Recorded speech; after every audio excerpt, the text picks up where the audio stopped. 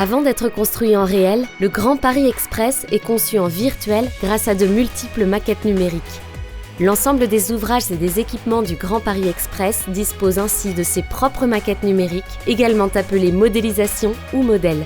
L'usage du BIM offre une meilleure qualité de conception, plus complète et efficiente qu'en 2 dimensions. Il contribue également à la maîtrise des coûts et des délais de réalisation de l'infrastructure du nouveau métro. Voici différents usages des maquettes numériques permis par le déploiement de la démarche BIM au sein de la Société du Grand Paris. La revue de projet en BIM consiste à utiliser les maquettes numériques pour décrire l'avancement du projet à un moment précis ou pour résoudre une problématique particulière. Par exemple, ici, la revue de projet des cheminements de réseau dans l'une des gares du nouveau métro.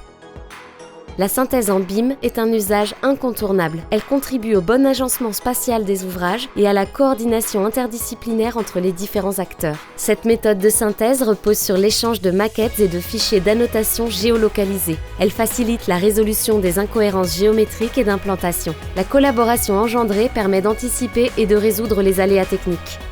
Les BCF assurent aussi le bon suivi de l'évolution des maquettes numériques. Les maquettes numériques permettent également de visualiser et d'aider à la compréhension de l'enchaînement des étapes du projet et du phasage des travaux.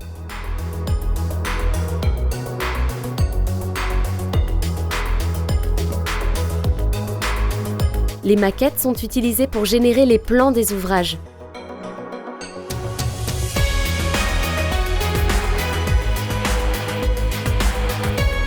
Elles permettent d'extraire tout type de plans et de coupes de n'importe quelle partie des projets modélisés.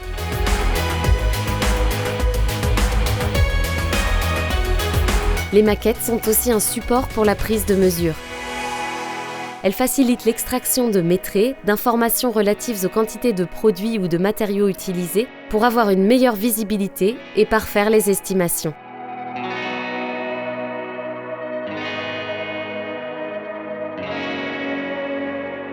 La dénomination et la codification des objets composant les maquettes numériques structurent un langage commun afin d'identifier et de localiser des espaces ou des objets particuliers.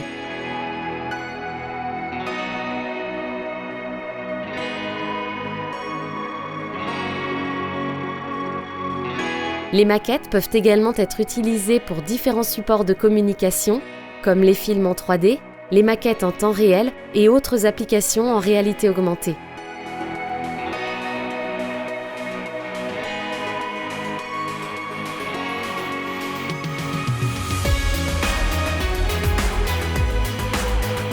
Le dossier des ouvrages exécutés en BIM regroupe l'ensemble des informations modélisées sur les ouvrages tels que construits.